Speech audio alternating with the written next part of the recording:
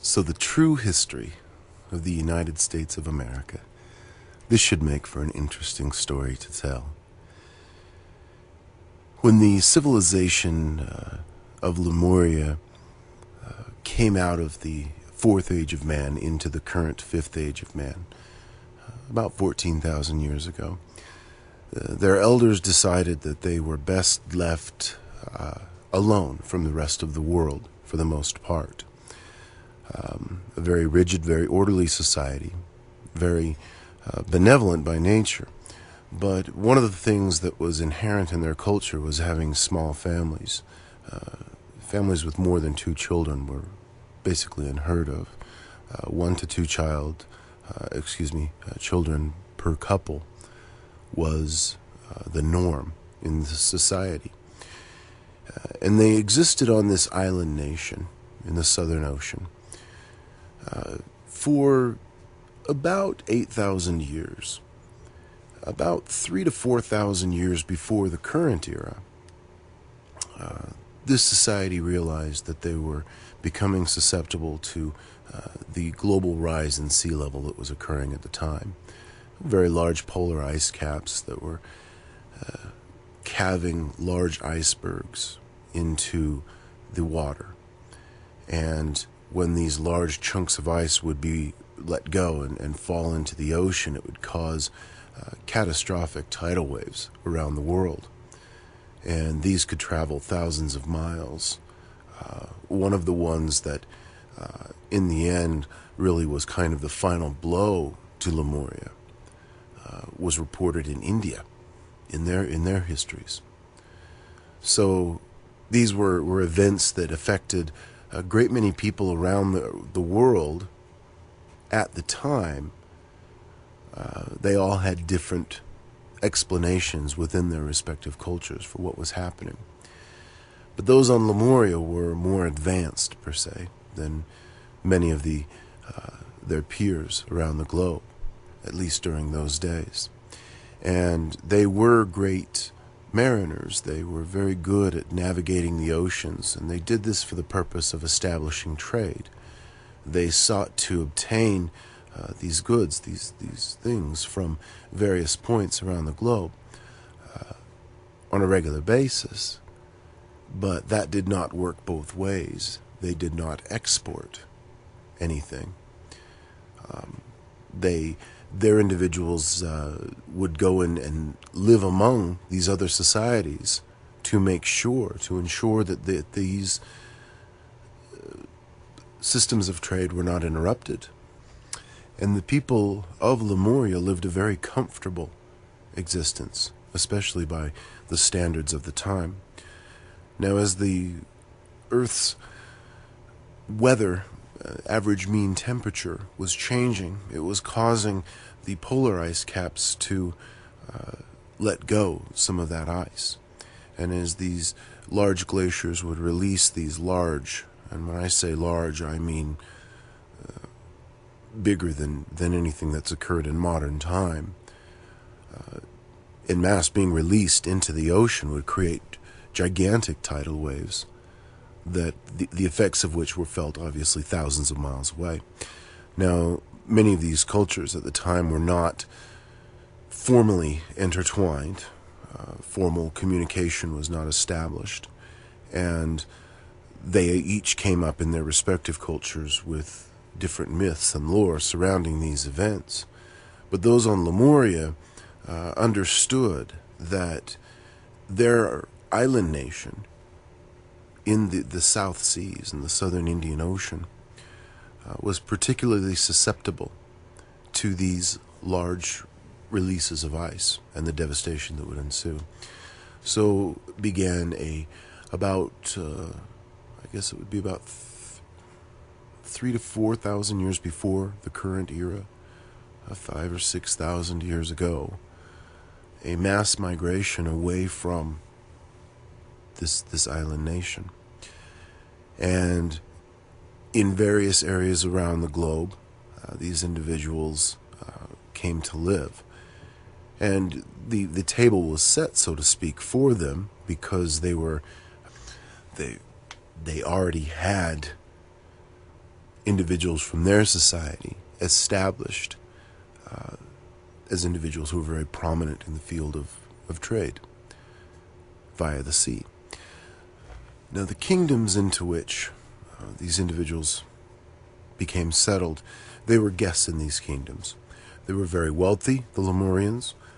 They were, for the most part, welcomed into the various areas around the globe to which they fled because of their wealth, because of their knowledge, very well educated, very aware of cultural variations, and many of them were able to choose where they were wished to go.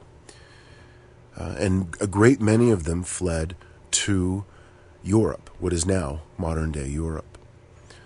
Now this sounds, I realize, shocking to some of you who think of Europe as kind of a post-Roman Empire Europe in your history. A great deal happened before the Romans conquered much of Europe. But when the Romans would conquer a respective culture, their literature, their history would be replaced with the Romans' version. And the Romans have been fighting, I guess I should step back a minute and clarify this next statement. The individuals who we in history think of as the Romans, that ruled the world for so many centuries, spawned from a group of individuals who also survived the Fourth Age. The legend of Remus and Romulus that founded Rome. There's a lot of actual history behind that legend that was passed between the Fourth and Fifth Ages of man. Many of these societies dislike each other for a litany of reasons, but the individuals that founded Rome despised the individuals from Lemuria. As these various cultures around the world became aware of each other, each with their own respective level to which they were playing with the rest of the world, through trade, through commerce, wars began to break out. There are societies, families on your planet right now who have literally been at war for thousands of years. It's a concept that is foreign to many Jakku. I feel that the reason this concept becomes foreign to you is because it's very difficult for human beings, for the most part, to believe in anything that they can't verify or see or touch or experience with one of their senses. As such, there is an inherent distrust in history that is passed down orally. People have an innate trust with the written word. Now, this has been understood since long before I got here. That's why, as I said on the long tapes that I recorded, I took some time and explained why these ancient societies carved things in stone. When you're carving something in stone, you're not just rambling off random thoughts. You're thinking very carefully about what you're putting down. And the reason why so many of these societies' languages were graphic in nature, hieroglyphics and such, was because they wanted it to be recorded in such a way that it would be easily understood by subsequent civilizations that may come long before they were there to explain what they meant when it was written.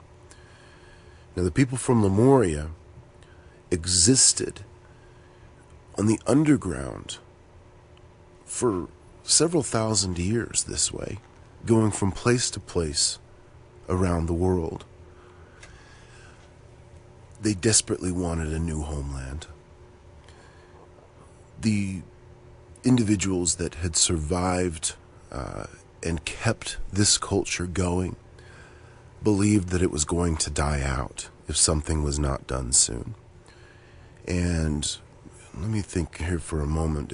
I would say about 500 years ago, they began a very expensive, a very carefully thought out plan to reestablish themselves as the preeminent species on this planet. Or species is not the correct term, excuse me, as the preeminent civilization on this planet. These individuals, because they understood these various respective trade routes, were very well positioned to make good business decisions, one might say. Their money grew. As their money grew, so did their power and their influence within the respective cultures or kingdoms, oftentimes back then, in which they lived. But they were always guests in someone else's home. They were never allowed to establish law, for instance. They were never allowed to openly practice the rituals that had been handed down amongst them. Now, these families retained the cultural aspect that they kept having very small families, just a couple of children. The information, the power structure itself, nothing was ever written down. Everything was passed down from generation to generation, and they would meet from time to time at great expense, traveling great distances, in order to ensure that this culture, that this way of existing, not only did not die out, but that if there was any way that they could fan these flames back to life, that could be done. They started I guess the term would be company, the East India Trading Company, these groups of individuals. And as the New World was discovered, first of all, they knew very well about both North and South America, but the cultures that existed in both North and South America, respectively, were not very good trading partners, the Lemurians believed. They collected gold in mass quantities, but they used it for religious value, not the way the Lemurians sought to use it, which was a form of payment. In other words, a piece of gold was not worth how much it weighed to these cultures. It was worth what it was molded into by these cultures. And it became very difficult for them to trade with them. They were also very isolated, both North and South America. There were great wars that took place within those respective cultures that are forgotten in history, in modern history. Societies, the Toltecs, the Aztecs, the Incans, the Mayans, those are studied now. Societies in North America, the Native American cultures, the Inuit peoples farther north, they are beginning to be studied. But these are also cultures that, for the most part, have been displaced. And their traditions and their histories passed down orally from generation to generation. That chain has been disrupted for a great many of them. And that's something for another time. I don't want to get sidetracked. I want to stay on this topic of the true history of America because I think it's fascinating, Tujaku. The Lemurians began to have a falling out with what at the time was the church in Rome. The church in Rome was kind of a transition from the Roman Empire, the same power construct, transitioned over to what now is referred to as the Catholic Church. My good friend Yeshua has some very sound disagreements with what they are doing, with the power, the influence that the Roman Catholic Church has throughout the world. And he and I have indeed split up for a time. No falling out, I don't mean that. Sometimes when I speak in the Western vernacular, I say things, and splitting up in America to a lot of people means going your separate ways. Yeshua is right now in Vatican City, I would assume in high-level negotiations with the Pope or other individuals in the Catholic Church, because it's very important to Yeshi that his name not be associated with anything I can't say anything negative because it's been associated with so much negative over the years, and it pains him so much to know about that.